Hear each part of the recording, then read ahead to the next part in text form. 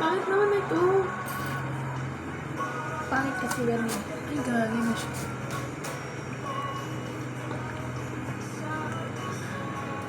Ang entrepreneurship mag-play siya ng vital role in driving innovation, economic growth, and social change. It enhances destination, competitiveness, and sustainability. Enhance niya yung competitiveness and sustainability ng isang destination.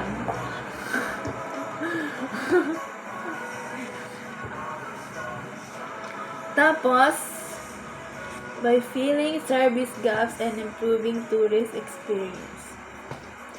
Ang dami namang definition. Broader goals like poverty, entrepreneurial ventures, definition, characteristic, and importance ng entrepreneurship.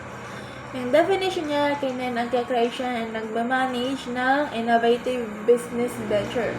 Nagka-create and nagmamanage ng innovative business venture that caters to travelers' needs.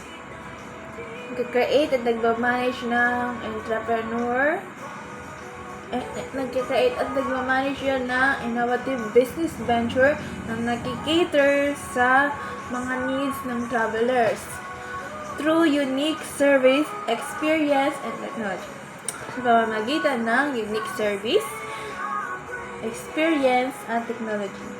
Ang definition ng entrepreneurship is nagka-create and nagmamanage ng business venture para mag-cater sa needs ng mga travelers through unique service, experience, at technology.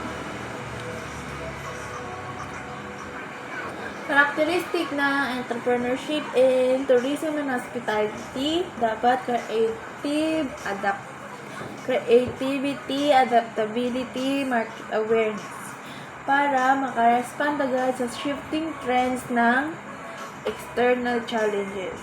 Ay, Nakaka-17 na para bumagsak yung kailangan ang entrepreneurship in tourism and management, creative, adaptive, at market awareness para makaka-respond agad sa shifting marketing trends and external challenges.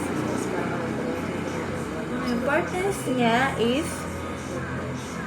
nag-drive siya ng economic growth at nag-diversify ng tourism products at nag-ensure ng industry's resilience. Importance ng entrepreneurship in tourism and hospitality. Vital siya in driving economic growth, diversifying tourism products, and ensuring industry's resilience. Driving economic growth, diversifying tourist product, ensuring industry's resilience.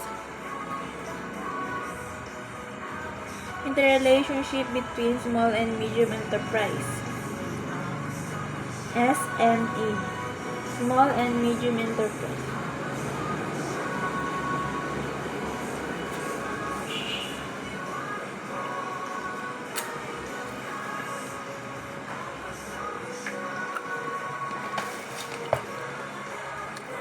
Very happy.